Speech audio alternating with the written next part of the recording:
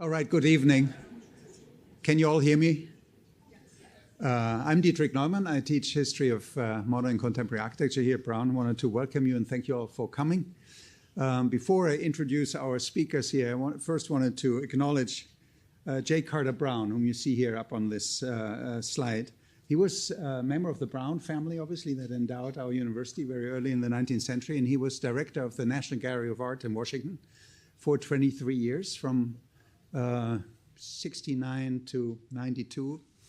And then he also was, which is important for this, he was the chair of the Pritzker Prize Committee, also for 23 years, from 79 until his death in 2002. The Pritzker Prize is the Nobel Prize in architecture. And when he passed away in 2002, the Pritzker family of Chicago sent a fund for us to have a lecture series on architecture in his honor.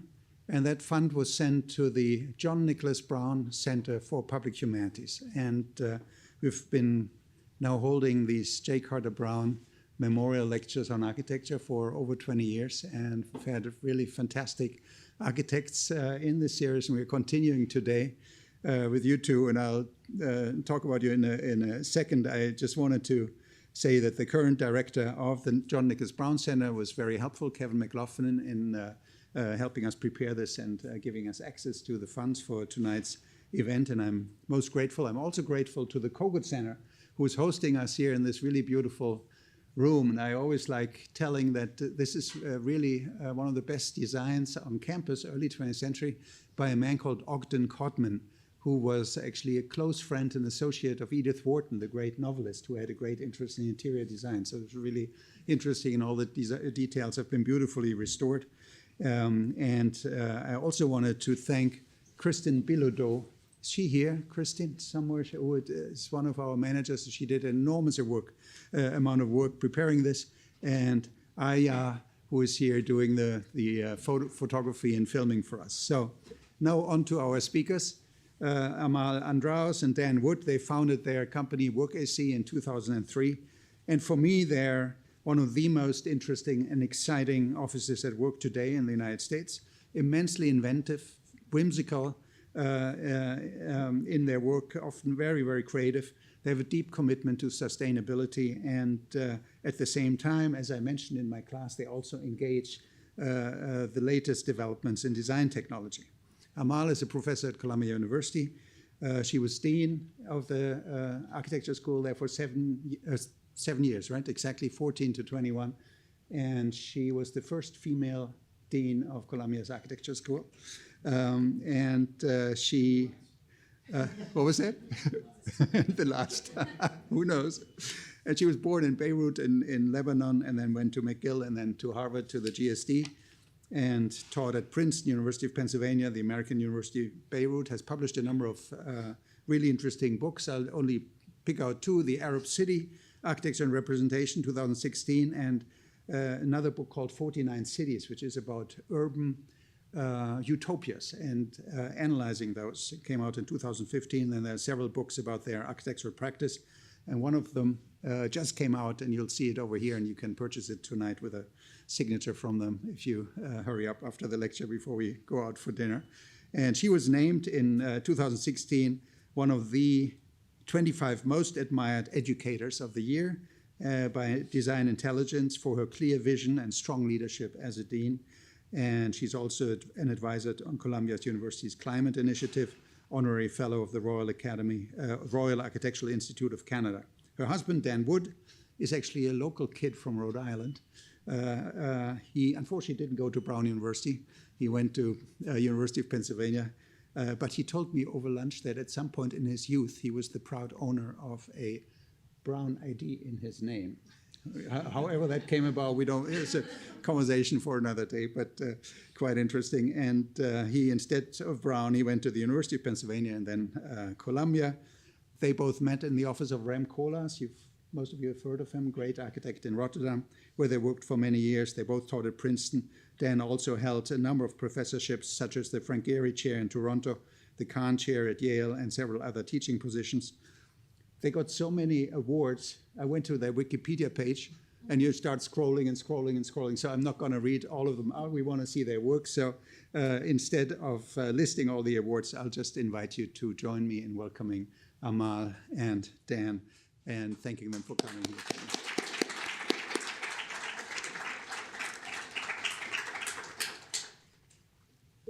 Great, thank you, Dietrich. It's really an honor to be part of this series and to be here and back in Providence, my favorite city. Yeah, let's go. Today we want to talk about our book that just came out, but we also want to just talk about books in general.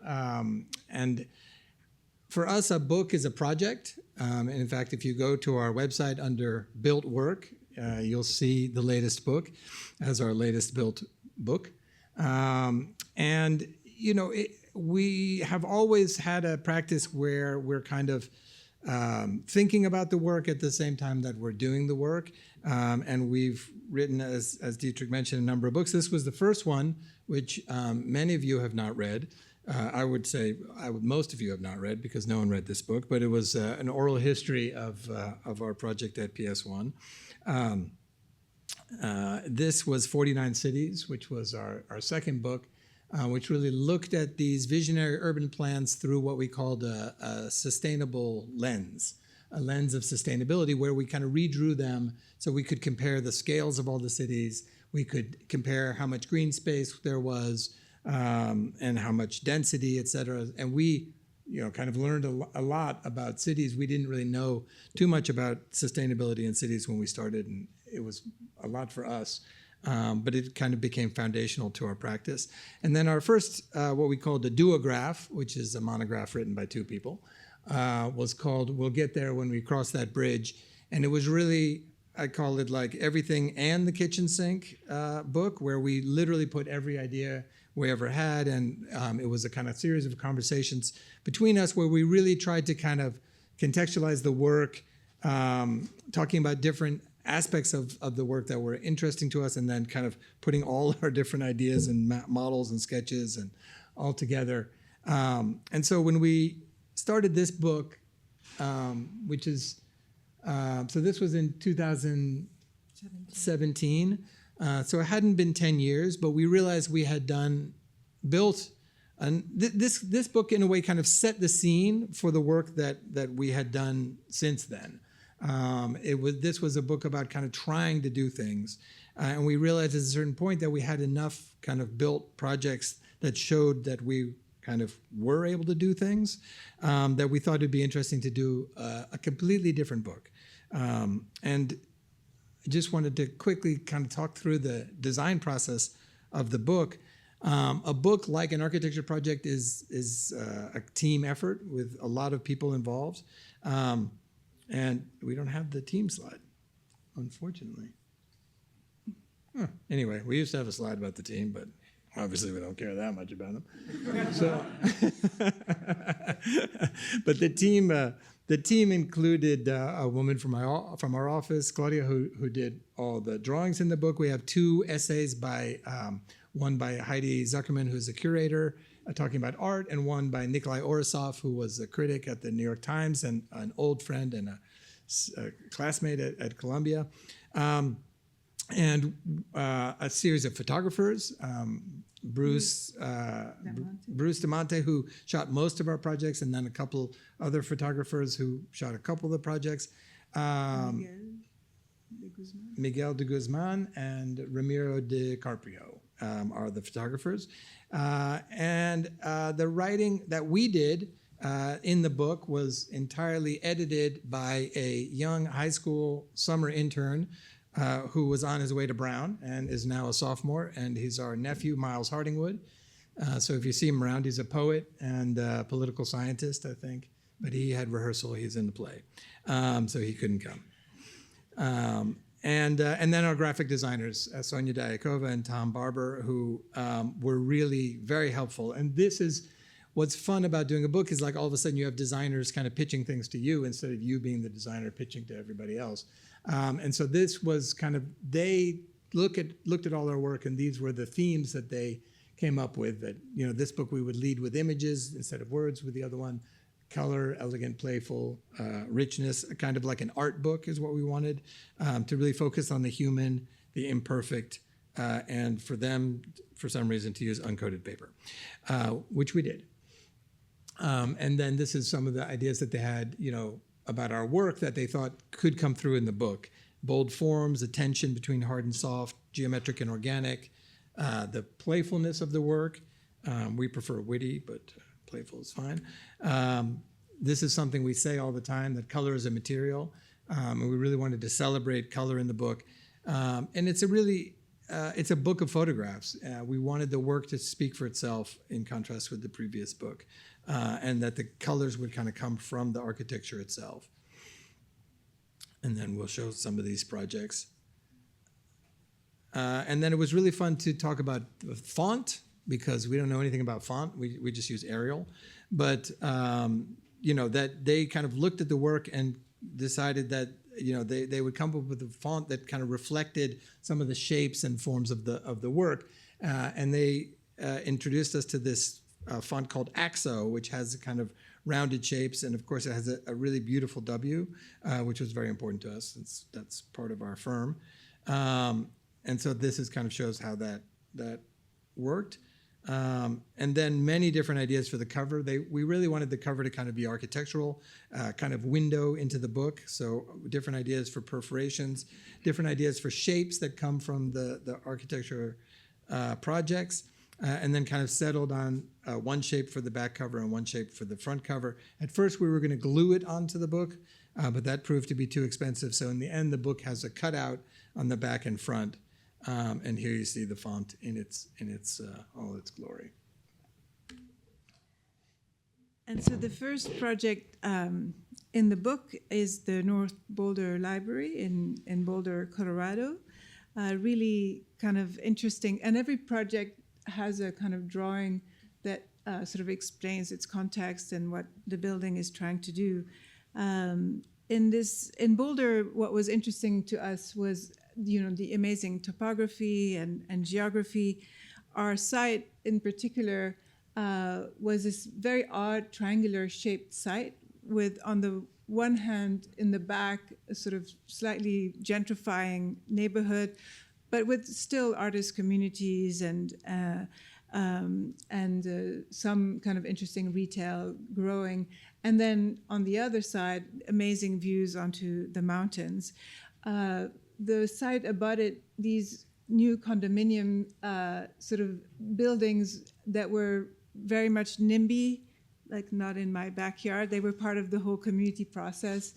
And the other interesting aspect of the site, in addition to the wetlands and the shape, was that the Broadway access, which was the main access, was incredibly difficult to connect to. So the site was already inspiring because of its complexity.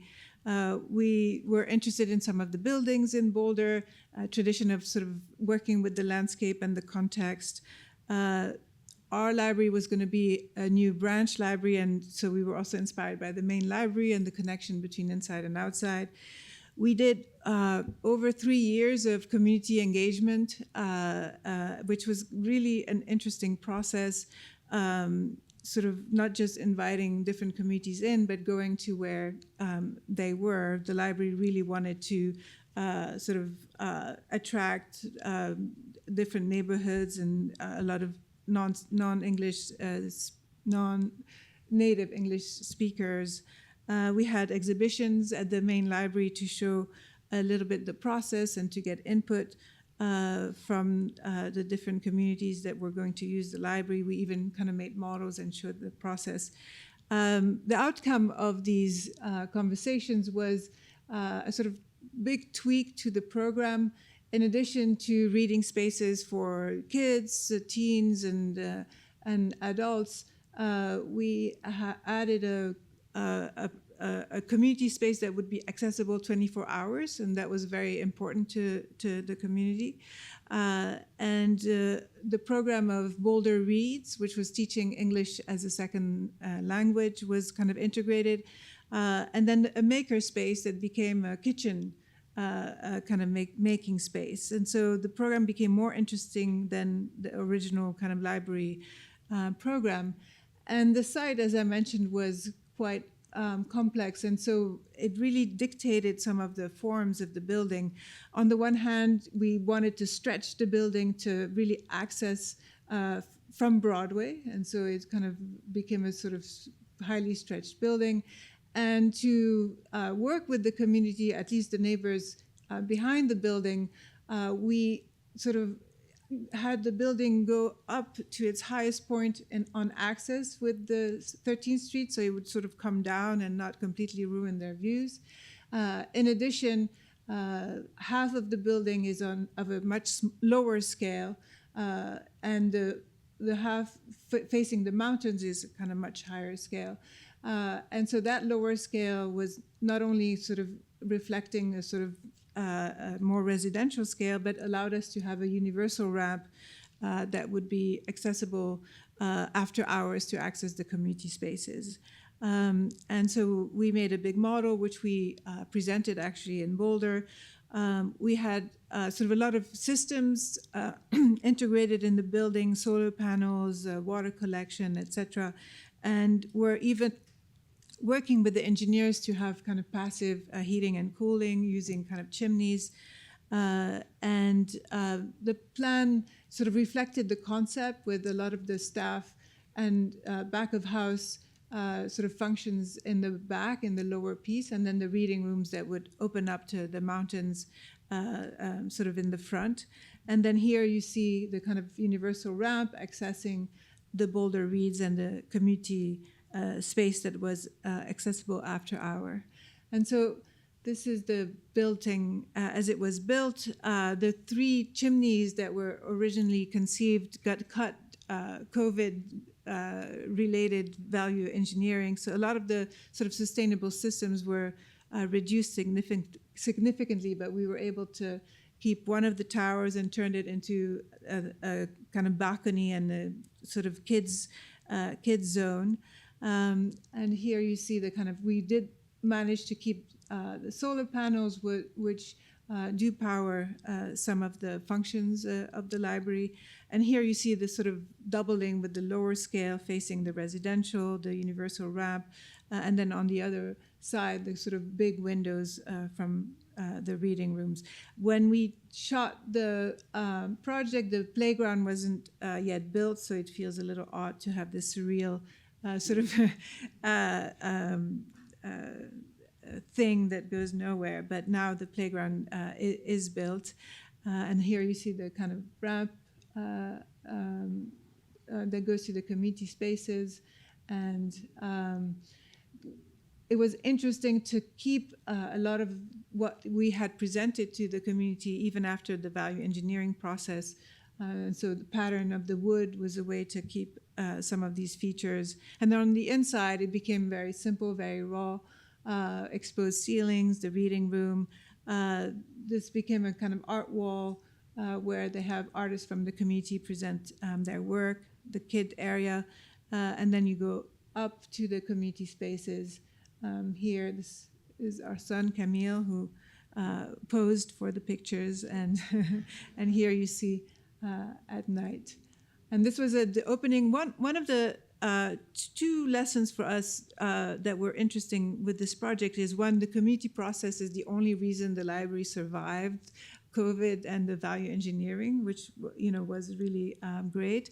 And two, it allowed the building really to be sort of taken over by people, as soon as it opened, which was great. And then I have a short video. We worked with artists from Montreal called Daily Tous les Jours, and they created this piece called Nuages, which means clouds. And so as you go up the ramp, it makes music, and it's a way to sort of create, animate public space in a new way. And so this was at the opening.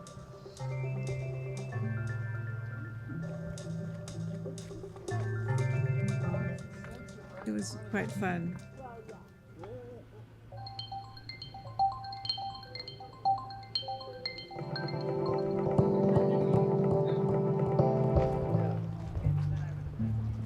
still like this one the best. Oh my gosh.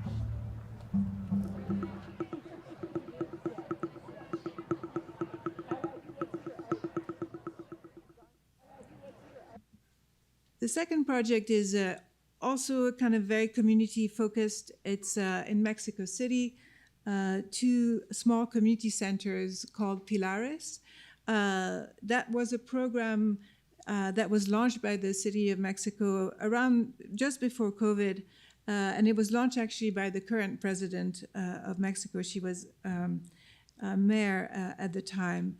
And the idea was to distribute 100 pilares across Mexico City in underserved neighborhoods, in particular, to support after-hour education, to support activities coming together, political activities, and other kind of programs that could support neighborhoods.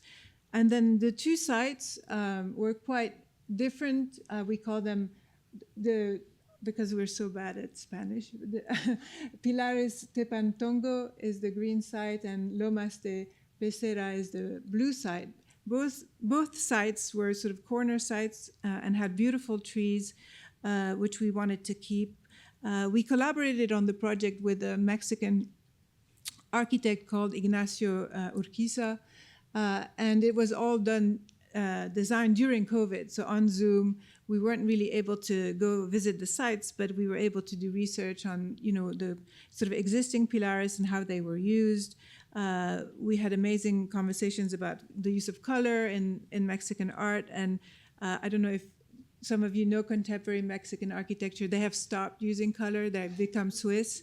So we said, but we're not Swiss and we're not, Mexican. We love color. So we settled on integrating color in the project. The community engagement had done before we were hired by the city. And so we knew that each of the buildings would have a slightly different program. Nevertheless, we felt some of the most important aspect was the connection between inside and outside, and creating spaces that people could just take over. And so we sketched over Zoom and built models actually in our former house here in Rhode Island, and found a company that accepted to do color integral to the concrete. So we made amazing tests to decide on the color, and it became very simple. The budget was $25 a square foot per building, and so it was pure space. You can do that in certain parts of Mexico City. It was just enough for infrastructure and an elevator for accessibility. They cut the elevator. No, they didn't. Okay. They cut the elevator. They cut the elevator? Well, that's not fun. I thought they had the elevator. They didn't put it? Okay. Anyway, so what do I know? So this is the blue building. As you could see, we kind of kept the trees that sort of are intermixed with the building, and created these inside-outside spaces. This was, when they first opened, it was very interesting to see how they were used, for people just to come together or do a lot of sort of different kinds of exercise. But it really was kind of pure space in a way. No air conditioning, just minimal sort of windows, and this is the green one. A lot of computer literacy kind of programs and after-hour activities. But it was great to just do architecture very simply with concrete. And what was interesting is that a couple years later, we were asked to present the project in Venice at the Venice Biennale, and so asked Nacho to, find somebody to create a video of the spaces, and it gave us a sort of view onto how they had been used and transformed post-COVID, and what they were in the end really used for. Still a lot of exercise and so this, yeah, so all of this can open up, and you can be really part of the city. But they've also really taken over the stairs, with painting, art, plants, and that was great to see that sort of minimalism of the concrete allowed sort of a takeover by people who used it.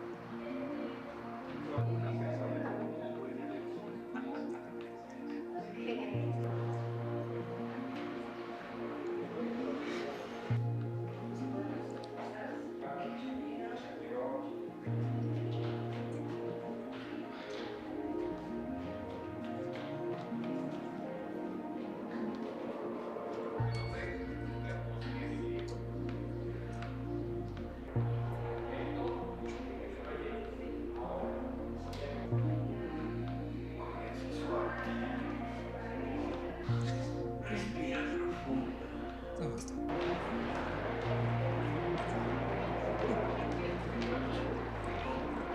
Okay, you get that. That was the end. Okay, and then a project a little closer to home. This is the RISD Student Success Center, which many of you probably have seen, if not gone inside. And it was originally a project that was a renovation of this amazing mid-century modern building. This was built in 1954. So, when we had our first conversations with SHPO here, the historic preservation, we said, the building is not technically old.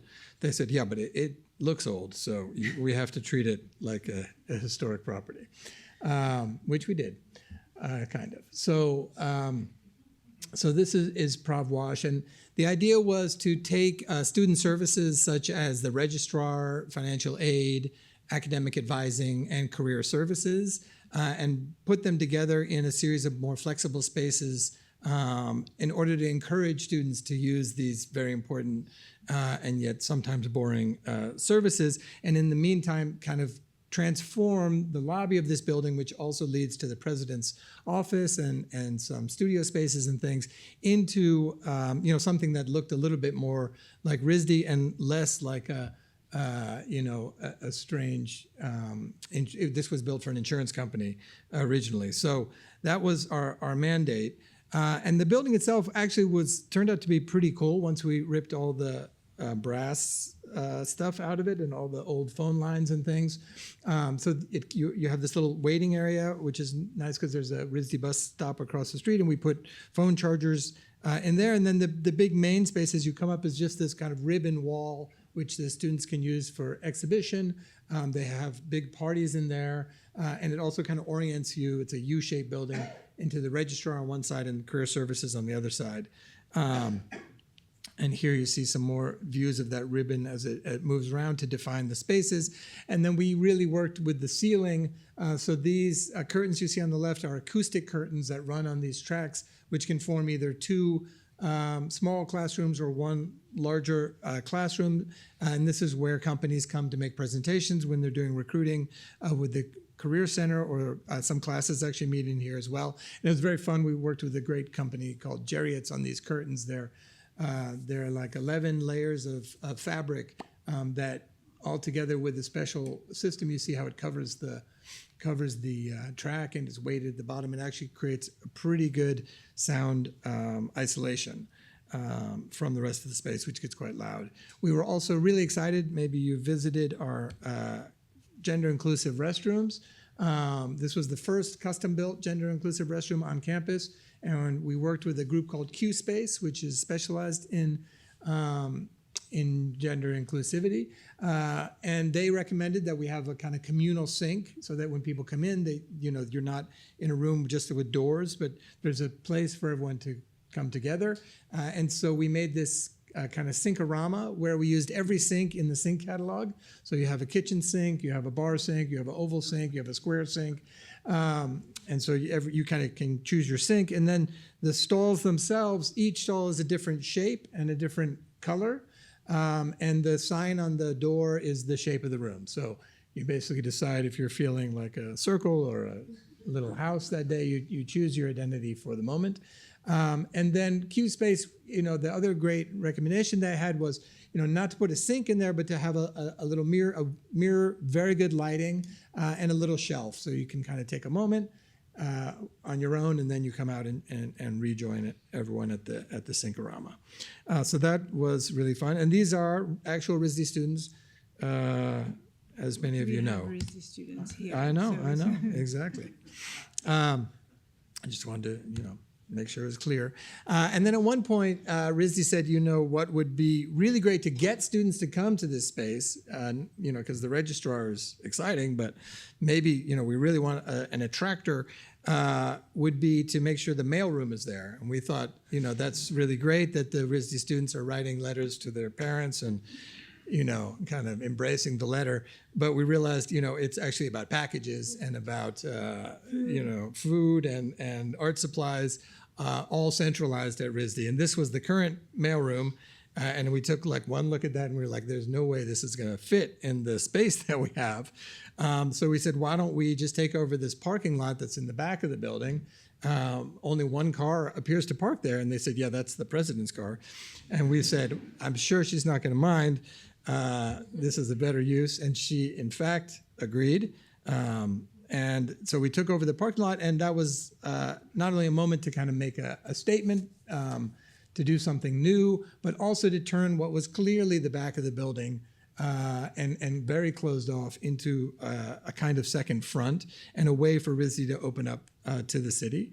And so since you can't get donors apparently to pay for mailrooms, we added an auditorium too, so we doubled the size and got someone to pay for the auditorium and got the mailroom for free.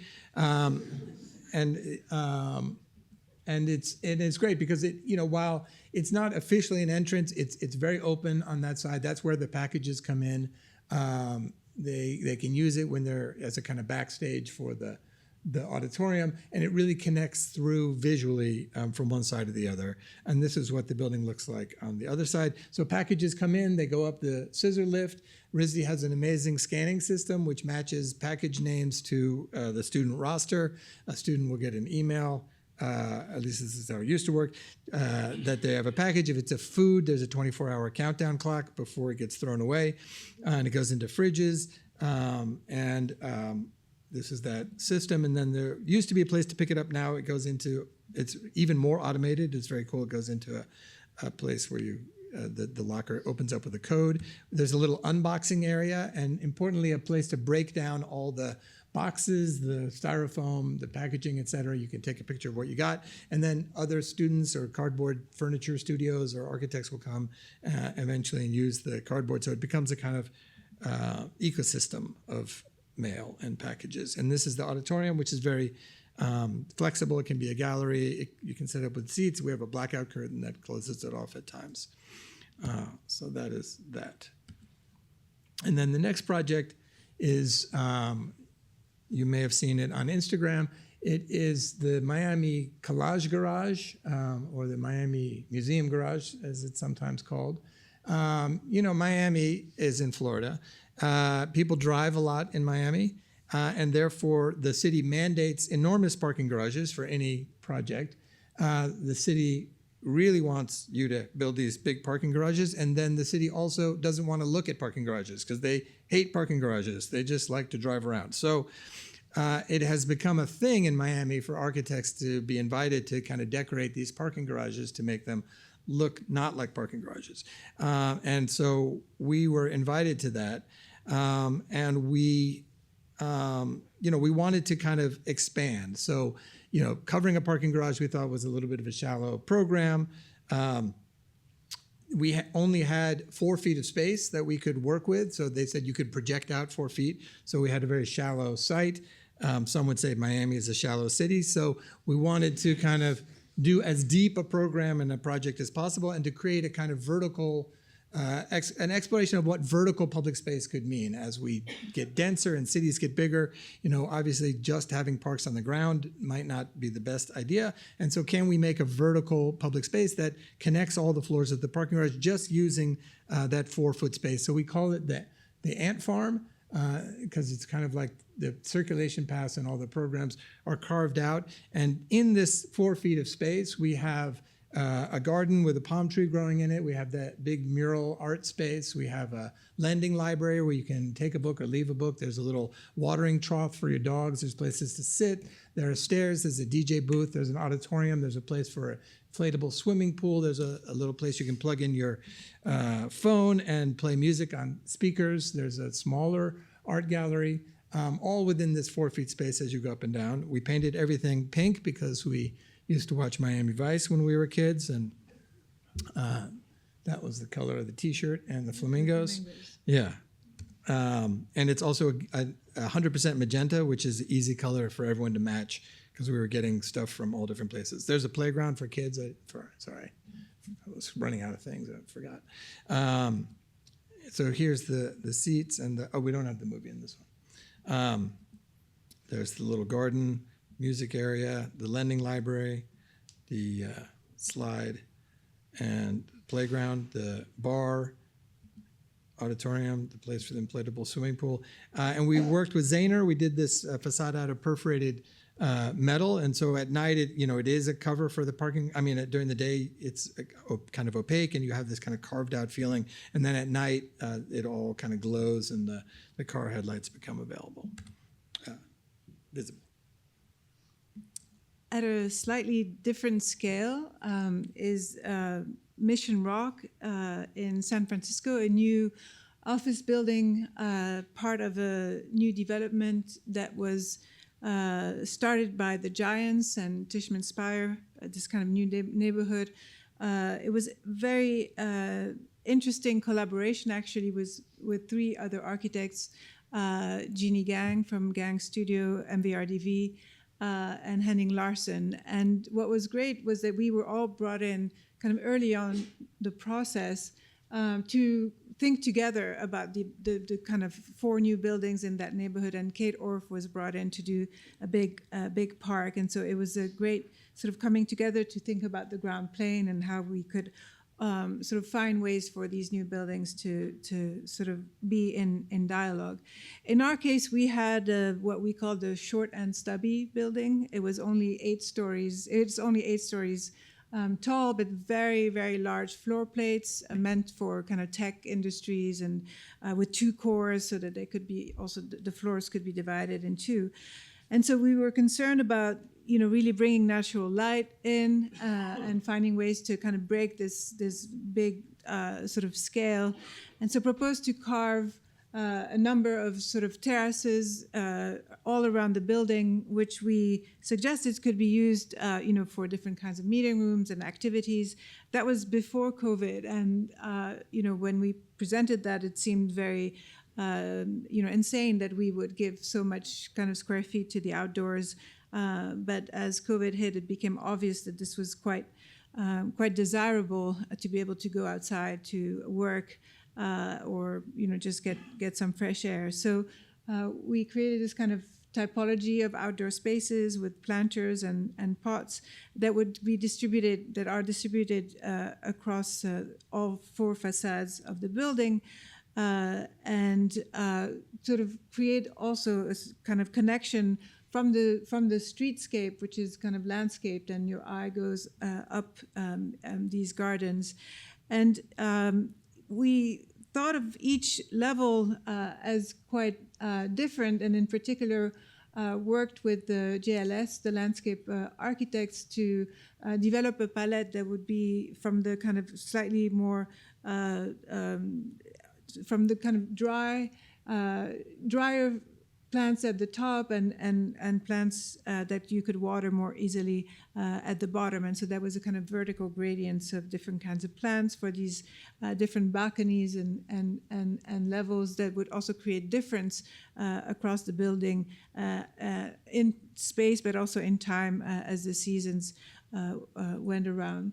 And to kind of further emphasize the gardens, contrasted this sort of GFRC on the facade, the prefabricated panels, on the facade, with these glass planes that are fritted And so from the outside, it's a very kind of strong color and strong presence, but from the inside, the fit disappears and you don't have a sense of the color. And so these are some images of these kind of cascading gardens that are still kind of growing. And part of the conversation with the three other architects was to create these micro activations all around the perimeter at street level to kind of create places for people to stop and rest or have lunch. And each building had one piece of the kind of shared infrastructure. In our case, we had the black water plant, which we thought was very cool. So we convinced the client to put it on the facade, and it became an occasion to explain how the systems all kind of work together in the new neighborhood. And so this is the building at night, and just a view of it with the Jeannie Gang's studio is the green residential building, Henning Larsen the white building, and MBRDV the red building. And we sort of collaborated also on the materials to sort of have them echo each other in different ways, which was kind of really fun and interesting to do and rare as a sort of collaboration. The next project is a project in Lebanon, where I'm from. It's on the Mediterranean, and it's next to one of the oldest towns in the world, called Batroun, up at in the north here. It's about 45 minutes from Beirut, the capital. And the site, because it's sort of close to Syria, the site had been the site of Syrian army, had kind of settled the site when the country was occupied. And when they left, our client was able to buy the property, but it had, they had left a lot of concrete, and it wasn't in a good state. So the idea, nevertheless, was to sort of turn it into a great place and a great destination. And in particular, we wanted to use the topography of the site to allow for everyone to have a great kind of view of the sea, even though we decided with the client to make it quite dense. So it's not luxurious in terms of space, but luxurious in terms of views and access to the water. And so we really integrated the villas in the landscape, and our client lived on site for 3 years and was able to plant the plants that we were going to use for the project, and in the end we're able to develop a palette that really kind of supports salty air and exposure. So this is the project, very thin housing rows to allow for very narrow type streets in between, and every row having kind of views of the water looking over the roof of the row in front. A more kind of housing typology in the back, sort of denser with studio apartments and duplexes, and then sort of more shared as you go down. And so it's really become a sort of almost little town-like hillscape with the housing typologies in the back, with a kind of shared pool. The best views are actually from the studios in the back, because they have the kind of highest view, and you see the sort of undulating green roofs as you look at the sea. And the narrowness of the streets was great, because it also helps with the wind and with kind of preserving the plants and allow them to grow. So it was really a work of integrating architecture and landscape. So this is some of the views. This is from what we call row C. So you see, you kind of don't really have a feeling for your neighbors, even though you're really living in density. And part of the idea was that we can live densely and still have a kind of sense of privacy and kind of access to the sea. And now we're working on other projects with the same clients. All right, another library, second of three. This is the Adam Street Library in Dumbo in Brooklyn. This one is an adaptive reuse of a building that was previously it was originally a torpedo factory, and then a kind of envelope manufacturer. And I actually had my model making studio in this building from 1992 to 1994. And at that point, the building was mostly used as a garbage sorting facility with a small architectural model building shop. And that was before Dumbo became Dumbo. So this was the first new branch library that Brooklyn Public Library had done in almost 50 years, I think. And it was very important from the beginning that it not be thought of as the Dumbo Library, because Dumbo was a kind of relatively new, gentrified neighborhood. But it's really also at the intersection of the Farragut Houses, which is one of the largest public housing developments in Brooklyn, and Vinegar Hill, which is a much older Brooklyn neighborhood of immigrants from the turn of the century whose families still live there. And so we also started this project, like in Boulder, with a lot of community engagement and going out and talking to people in these different neighborhoods and really understanding what they wanted in their new branch library. What was also cool was that this part of the old building had really never been touched. It literally had dirt in the floors. This is the first New York dirt that I had seen in this quantity. Normally we have pavement. And it was all this kind of incredible patina, the bricks on the inside. You saw this kind of hundreds of years of history in a way that you just don't see in Dumbo anymore. And these kind of rough timber things that supported torpedo making, so very robust. The neighborhood also had this history, which is also disappearing, of kind of announcing what was going on inside the building on the outside of the building with these incredible signs painted directly on the buildings in the neighborhood. And so we felt like, let's also announce what our building is doing. So we convinced Landmarks to let us paint a big sign on the outside. And it goes over the windows. It's using this kind of dot matrix pattern like we did at Mission Rock, where you can see through from one side and read the signs on the other. It is literally under the Manhattan Bridge, but we were able to get triple pane windows in to kind of protect against the noise of the train as it goes by every 5 minutes, it seems. What we learned from the community was, that everybody needed a space for kids, either younger kids or teenagers. Really wanted a kind of after-school space, and of course, all libraries need space for kids. But these are three neighborhoods where there are a lot of young children, and so it was really kids, kids, kids. So we said, let's put the kids literally at the heart of the project, and built what we call the object, which is the kids area, literally in the middle of the space. And then by putting that in the middle, it defines all the other types of spaces around it. So kind of everything reacts to this kids area, but the kids area itself is by itself.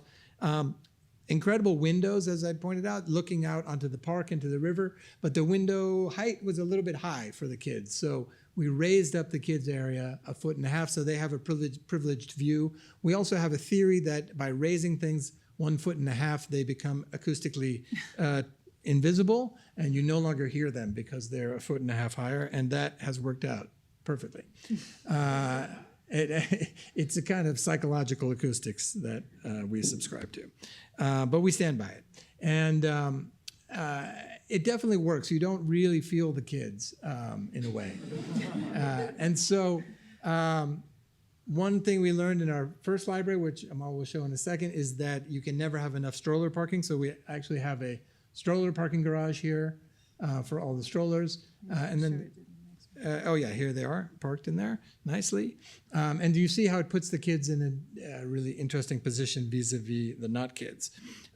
This is the teenager space, and they have a curtain. It's become very important space for TikTok videos, which they definitely need to pull the curtain for. And then this is the kind of, we perforated the object with a bunch of shapes that we felt, both kind of allowed views through it. This is the kind of curtain that opens up to allow the kids in. This is the reading area. And then it puts them, just enough above everybody else that they can see out the windows and have this kind of privileged view. Since it's up 1.5 feet, we needed to put a handicap ramp in, which is something we really love and embrace, because we know that people don't mind ramps and kids love ramps. And so we really celebrate the ramp as one of the most important spaces instead of merely just saying, okay, we have to put a ramp, we got to put a ramp in. So it has these kind of fish paintings, and it's also good for kids. Kids are more serious when they are able to kind of get their energy out, and so it gives them a kind of place to run up and down until they're ready to read some books. The other great thing was, I mentioned how robust the timber structure was. We actually, one of the great things about working in New York City is that the building laws are so arcane and complicated. One thing you do at the beginning of any project is decide whether you're going to use, for example, the 1932 code or the 1968 code. You never use the 2025 code. So you can work with the building department. And so we were able to work with our structural engineers, who are Silman, now called Thailand, who did probes and basically calculations to prove that the fire resistance of this extremely heavy timber structure was definitely the same as we would get with a layer of gypboard, and therefore we didn't need to separate it from the residential apartments above, and we could expose it. So all we did was a kind of light whitewash on that, and then the brick is all, we had to really work with the contractor to just keep the brick like it was, and we just painted it with a clear coat to maintain it. He was like, look, I'll clean it up and then we can put some white paint on it. It's going to look exactly like this. And we said, no. And I think it really is this kind of marriage of old and new. And then this cutouts in the ceiling kind of create the definitions for the different spaces. This is the community room. The bathrooms have colors. Oh, one more. And then this is special for Dietrich. It's not in the book. It's a special appearance, guest appearance by the Stealth Building. Which is one of our favorite projects, but that was in the previous book. This is one of the oldest cast iron buildings in New York City. It's cast iron building number 3, and very beautiful. It's also different in that it's always been painted a darker color. And New York City landmarks law is very strong, and you cannot do any kind of rooftop addition that is visible at all in New York, and we didn't want to either because this is such a cool building. Our client, however, was a developer, and he wanted to make the biggest possible rooftop addition that he could. And so we rose to the challenge because we also feel like buildings are living and evolving creatures, and we felt we could add to it in a way. So the rule from landmarks is that it can't be visible from anywhere at ground level. We were a little bit unfortunate that there was a 2-story building across the street from us, which meant that this point was the farthest point away. And of course, the farther away from the roof of something, the more you can see of the roof. But we spent a lot of time standing on this corner here, taking pictures and thinking, and realized that we were fortunate. We were unfortunate with the 2-story. We were fortunate that our building had this round pediment and our neighbor had this triangular pediment, and there was an existing elevator bulkhead, which landmarks says you can keep, in the middle of those two. And those 3 things kind of block your view. And so what we did was we created a kind of 3-dimensional shadow diagram from the furthest point where you could see and trace the shadows of these 3 bumps to create the form of this roof, which gets taller and taller and taller as you go back. And we were able to get an entire floor and a half extra for our client. Luckily, we had negotiated that every extra square foot we could get for him, we would get $50. So he had to pay up, which was awesome. Not. What? It wasn't a lot, but 2,000 square feet. You do the math.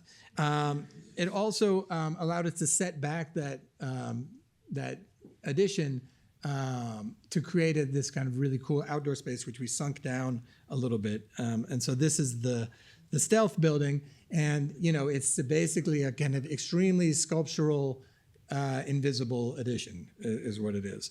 And in fact, another great thing about New York is landmarks also gets a lot of really nervous architects who don't really express themselves very clearly, and they get very frustrated with these architects. We kind of came in with this story about the shadow and everything, which they felt was great. They really liked that. And so then when we had to tell them that our elevator was going to stick up a little bit, they were totally fine with it. So there is a tiny bit. If you stand in that corner and you look, you can see the corner of this probably. So this is the stealth building. That old elevator bulkhead that we had to keep because it was blocking the view, we weren't using for an elevator, so that becomes a hot tub in there. And then this is the living space. And here's the mezzanine of all the extra space that we got in the back. Nature, we integrated into this project in different ways. We worked with the Bizazza on these mosaics in the bathrooms. And then we also created these little gardens above the bathrooms, which are lit with a kind of grow light. And they're connected to the shower. So the steam from the shower goes up and makes condensation and then waters the plants. So as long as you stay clean, your plants stay alive.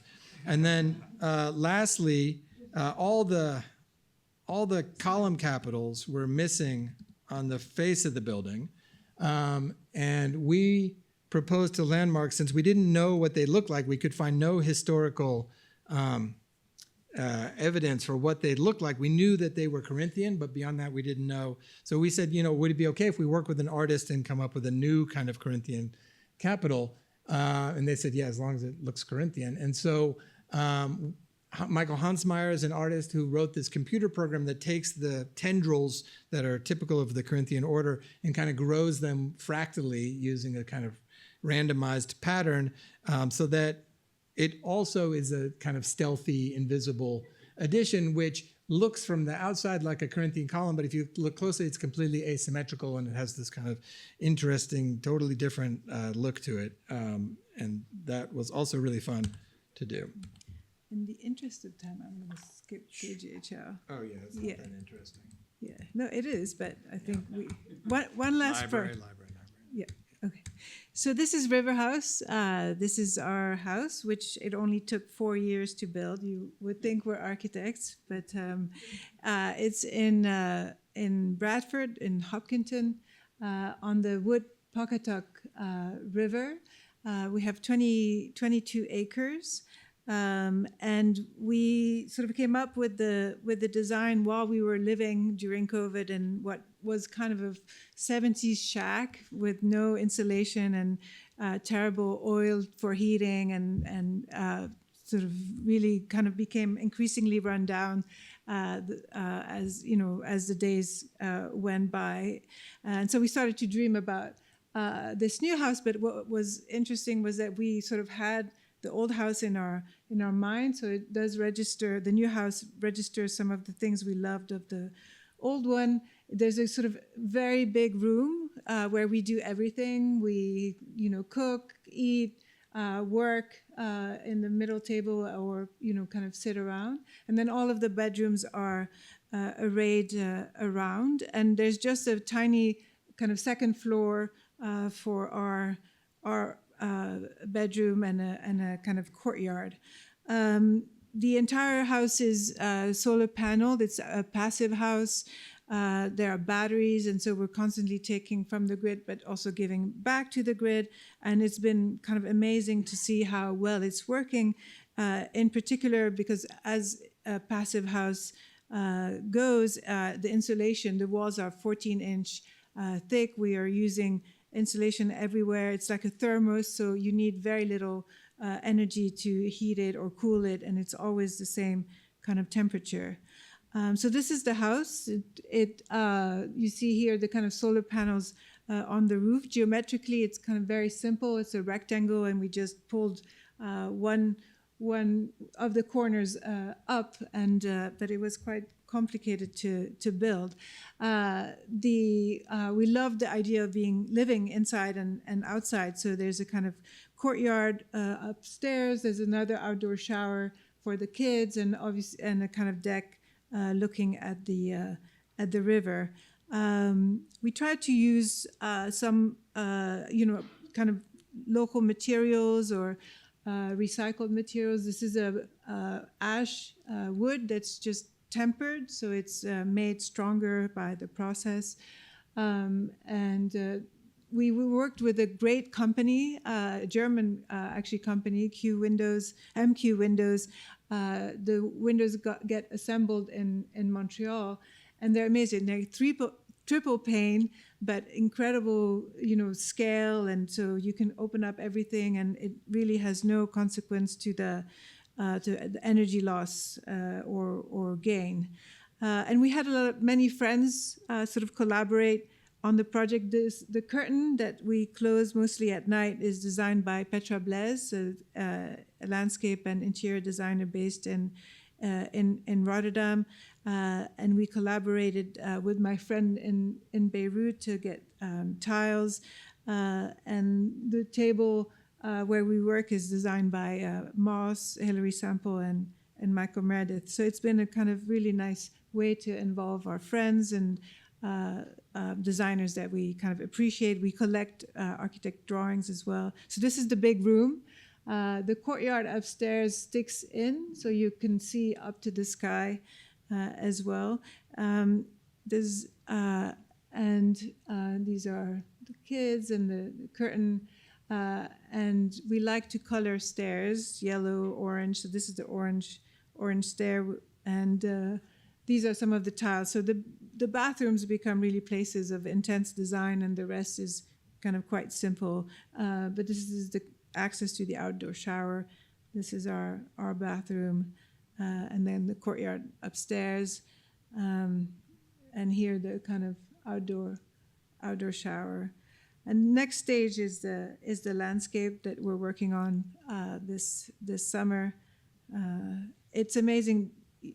As you all know, Rhode Island is incredibly densely populated, but for some reason, from the house you kind of don't see anything, and that's the river, and that's what it looked like in the last storm, and it always feels like it's part of the landscape. So we're quite happy. Yeah, thank you.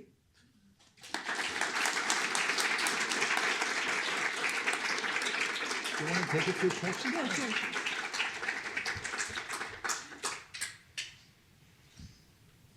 Questions? Comments? Yeah. Yeah, sure. Do you find a lot of your clients, I have a two-part question. Yes. Do you find a lot of your clients are chromophobic, not particularly comfortable with bolder colors? And if so, how do you work around that? And second, perhaps relatedly, your catchphrase or a quote you mentioned at the beginning of the talk about color is material. Yeah. Looking at your work, it would seem more intuitive to say color is space, Mm-hmm. just because of the color blocking and the way you use it. I'm just curious if you'd elaborate a little bit, if anyone ever asks you what you mean by that, because it's a little less obvious. Yeah, that's yes, our clients are chromophobic. But generally people like color, and so In their architecture? well, if it's not their own, they I don't know. I think the way we've resolved it is we use many more colors, because it's hard to pick one color. But if you're like, well, there's going to be a lot of color, it's okay. By now, when people come to us, we're doing now a theater project in Washington Heights for the People's Theater, and they kind of work a lot. It's kind of specialized in telling stories of immigrants of color, and they came to us because of the boldness of the expression, and so it's starting to work. It was tough at the beginning, but it is true. We do use color more to define space, but I think the way we think about it is almost like a material, like a kind of surface. Sometimes we use it, because the budget is tight, or so we use material and color interchangeably. We like materials for their color properties and kind of vice versa. So I think that's why we say that for us it's like a material. Would be less expensive way to create a definition. Yes. Different. Yes. Yeah, and I mean, it's also, I think people are just afraid making the wrong choice, because everybody wears colorful clothes, and much of life is in color, but yeah, people are afraid, and so by telling them it's just paint, also that Right. helps, and we'll be happy to come and pick a different color if this one doesn't work for you, and oftentimes it's all fine. Even our daughter, sometimes she's like, well, there are rules about color, and Yeah. I just just go for it. Yeah, but we are actually we get this question all the time. So now we're working on maybe the next book is going to focus on that question, because it is interesting. There's such a history of architects and color, but for some reason it's a beige moment. Yeah. I guess going off of that question, it seems that you have a lot of motifs that reappear during your work and a really strong identity, I guess, as architects. So I'm wondering how you develop that over the course of your journey as architects, and how do you find such a strong design identity? It's funny because I think for the first 10 years of our firm, They're the first question was like, what is your design identity? You guys do so many different things. And so, I think we called ourselves Work at the beginning because we were like, we're just going to work and see what happens and kind of throw it all out there and decide, try to define for ourselves through the work who we are and what we do, because we had both worked in this big imposing firm and, kind of crushing your identity into the identity of the firm. And so we thought we would just work through it. And, I guess it just happened. It's been 23 years of working together. And I think we build up a library and a way of working and talking about the projects. We have people been with us for quite some time, but there's also turnover. And I think having that shared language, we're able to kind of more quickly these days kind of settle into what we want to do. or what So, works. Or, Yeah, what works and what doesn't work. I mean, the other thing is, as an architect, most of what you design doesn't get built, and so we also just have a kind of back catalog that we can draw from.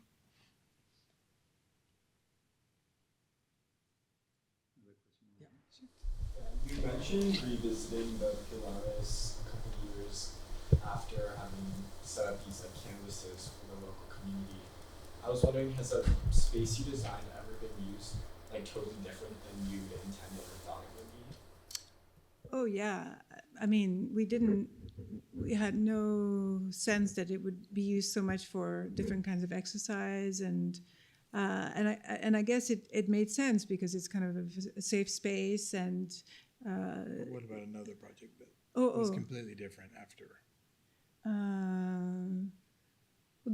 One of the first important projects we did was the Public Farm 1, a kind of installation at PS1 MoMA, which was a urban farm made out of cardboard tubes. And I think that's when we started to be fascinated with kids' use of architecture, because I mean, we would never have imagined what they could do with the structure, like punching, and I think that would be the closest sort of transformation. Right, we never had a library that turned into a restaurant or anything.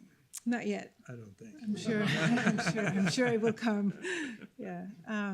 But I think as a strategy, though, I think we like to think that there are moments that are very designed and then moments that are much more generic that can be taken over in different ways. I think that's how we I think we feel like if everything is over-designed, it's really excessive. And so in a way, we are thinking about alternate uses even as we're designing.